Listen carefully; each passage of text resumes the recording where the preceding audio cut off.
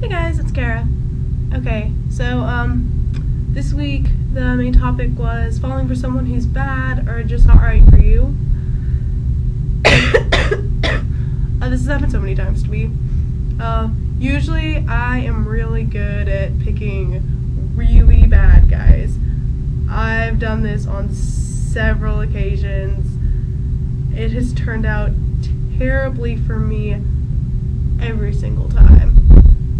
Like, every time I always got hurt, or I got cheated on, or I got talked into doing something that I didn't want to do, or they tried to talk me into doing things that I didn't want to do.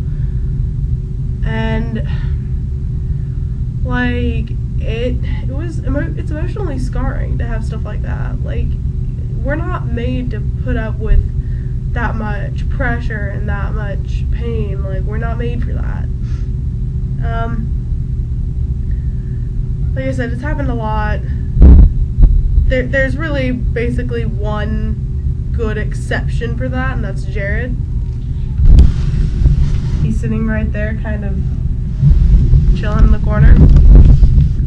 Oh man, it's the last time I moved things. But after all of that, my friends were usually the ones that helped me get over it. Like, just being able to talk to them and just go have fun with them would usually be enough to help me realize how stupid I'd been for getting in that relationship in the first place, and then help me get over it. Because really, once you've done something like that, it's not like you can change it. You just need to kind of get over it, realize, okay, I made a mistake, I need to go and get past it. Why do we fall for people like this? Why do we purposely go out and find people who aren't good for us, aren't right for us, and who are just gonna hurt us, and try and make a relationship with them? Sorry. It's kind of like human nature. We do things all the time that are bad for us and that hurt us. Like, people do tons of things like that. People drink too much, people smoke too much, people do drugs, just anything like that, anything that's bad for you. People tend to do it. People are drawn to it. It's something that a lot of people feel like we almost kind of need to do, because until you find the wrong person, you may not be entirely sure what you want in the right person. And it may take you a while to figure out what exactly it is that's right and what's good for you. Because what's right and what's good for other people may not be right and good for you. Like, what's good for my friends is not gonna work as well for me. It may not work at all for me. It may not work at all for anyone but them.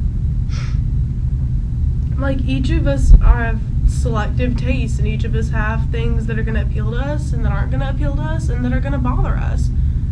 So we need to figure all of that out before we can, find who's right.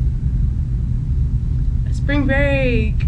Woo! I stayed at home! I stayed at home and I hung out with my friends from back home and, spent out with my family and was sick. Yeah. I thought it was pretty legit. Moving on. The last one. Is there an age that's too young to discover your sexuality, and how can you be sure? I don't really want to put a limit on how young is too young to discover your sexuality. Like, okay, obviously, if you're 1, you're not going to be sure of your sexuality. You're not really sure of anything, but that's your mom and that's your dad and that's milk in that sippy cup and you want it. So, I'm not going to try and, label the age, but, other than the given, little bitty, no. There's not really an age that's too young, because everybody, learns and matures and, discovers themselves at different times and at different rates. Nobody is going to mature the exact same way. Everyone's going to have different experiences in life that develop them differently. So, you could discover at a really young age your sexuality. You could know by the time you're, 10, 11, maybe even a little bit younger, that you're straight or bi or trans or queer or anything, you could know. How can you be sure? This one, I can't really explain it.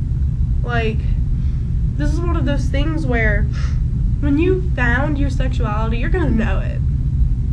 And you're gonna be sure. Like, you'll have a feeling. This, I know I sound kind of weird, but you'll feel that it's right. You know when something's working right for you. Like, I mean, I know that I'm straight.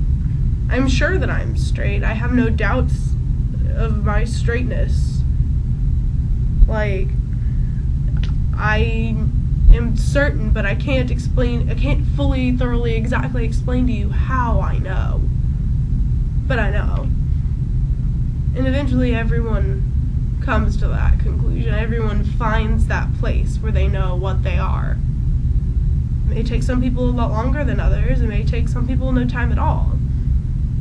Some people, it's a struggle. Some people, it's easy. But it just varies each time.